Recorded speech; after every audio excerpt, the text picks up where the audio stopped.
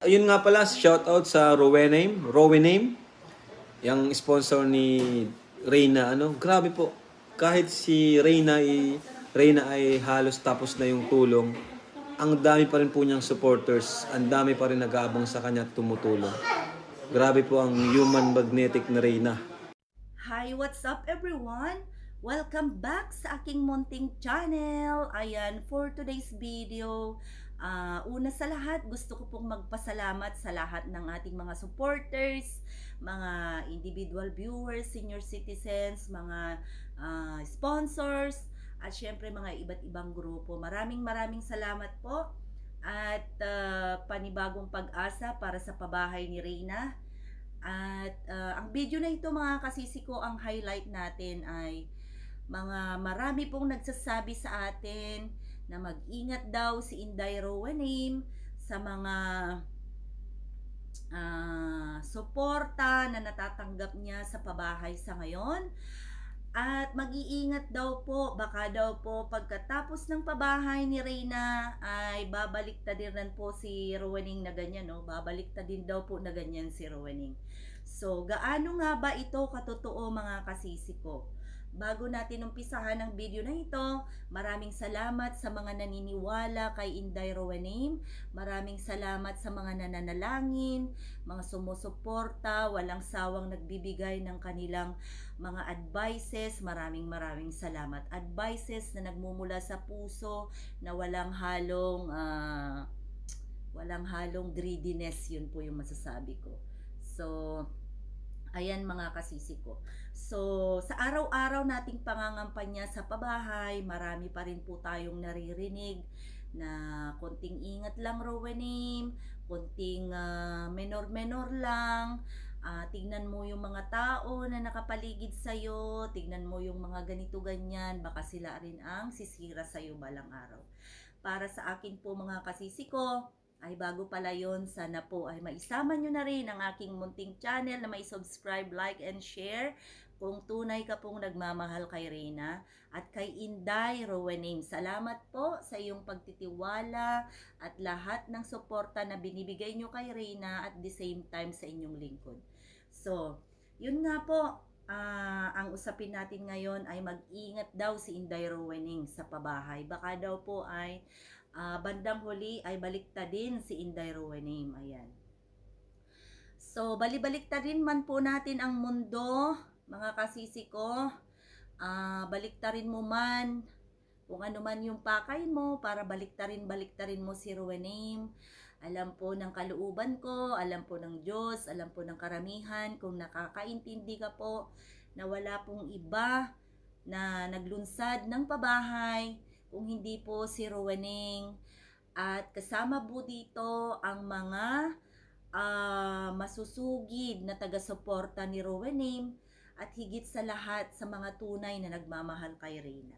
So, gusto ko pong malaman ang katotohanan, kung totoo man po ito, ano po ang magiging base mo. Bakit mo babaliktarin si Inday Rowaning? Una sa lahat, hindi po para sa akin ang pabahay. Una sa lahat, magsalita ka po kung nakapagbigay ka na. Okay?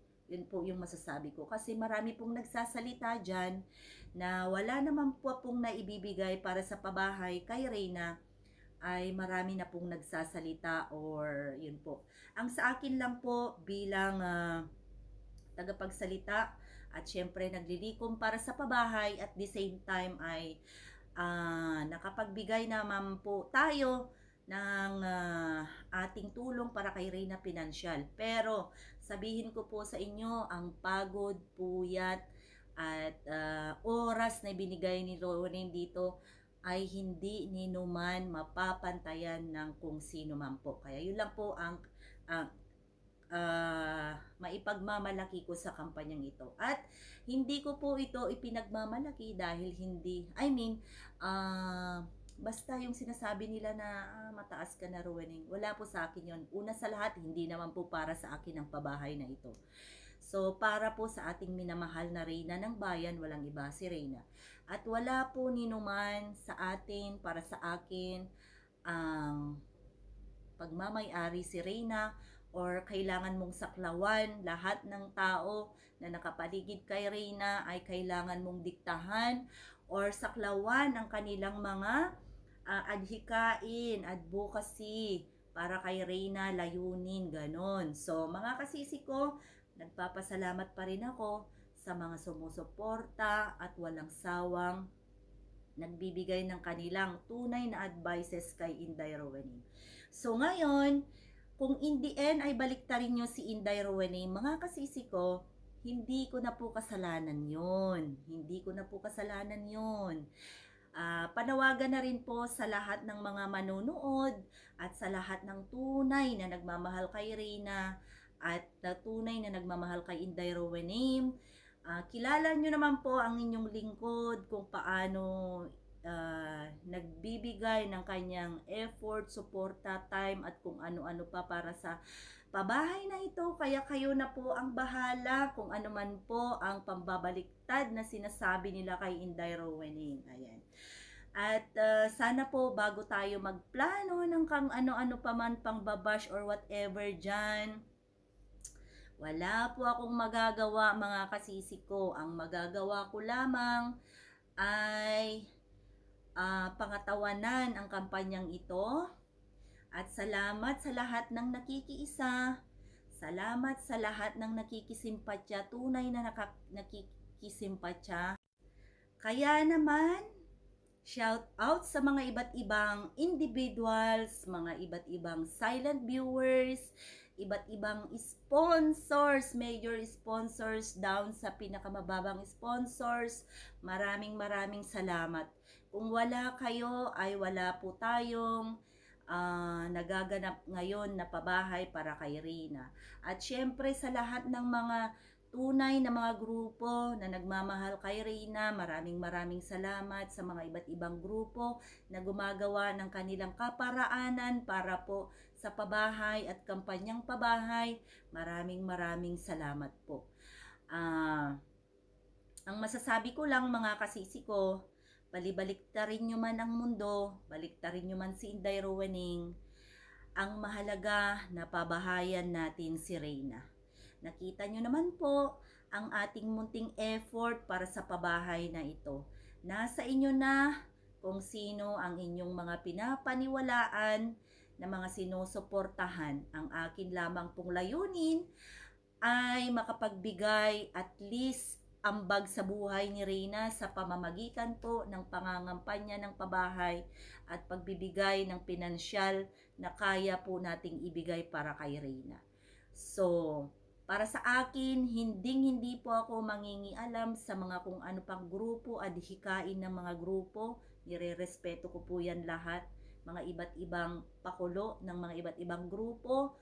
Although meron po tayong mga kanya-kanyang paniniwala, kanya-kanyang paninindigan, bagkus magpasalamat tayo sa lahat ng effort ng mga iba't ibang grupo at irespeto po natin kung ano po ang kanilang mga layunin. As long na may basbas po ang kalingap na nandun nga po yung ating respeto ika nga dahil po sa kanila po naman talaga nanggaling ang ating dalaga or nakilala ang ating dalaga. At kung wala po ang kalingap ay wala naman po talaga tayong pinagkakaguluhan sa ngayon. Kaya mga kasisi ko, shout out po sa lahat ng bashers dyan. Magpasalamat pa rin tayo sa kanila kasi kung walang bashers ay hindi po nagiging challenging ang buhay ni Reyna. The more na may mga bashers, the more na may mas challenging ang buhay ni Reyna. Kasi mga kasisi ko, alam ko na karamihan sa atin ay ginagawang challenge or ginagawang hamon ang mga bashers para kay Reyna. So para sa akin, ang panlaban po natin sa mga bashers na yan ay ang ating pabahay at iba pang mga plano na magaganda para kay Reyna. At isipin po natin na hindi po tayo nagtatapos mga kasisi ko sa pabahay. Kaya kung ano mang pambabaliktad ang gagawin nyo kay Rowening, ay good luck na lang po at wala po akong magagawa kung ano yung plano nyo. Ako lang naman po ay isang tunay na nagmamahal kay Reyna at nakikisimpatya sa lahat ng mga supporters at mga sponsors na tunay na nagmamahal kay Reyna. At yun lamang po, sana po ay nakapag-iwan ako ng konting sharing sa inyong lahat. At sa lahat ng sana po ay at least naging okay naman yung vlog ko. At sa lahat po ng mga tao na minamasama ang lahat ng ginagawa or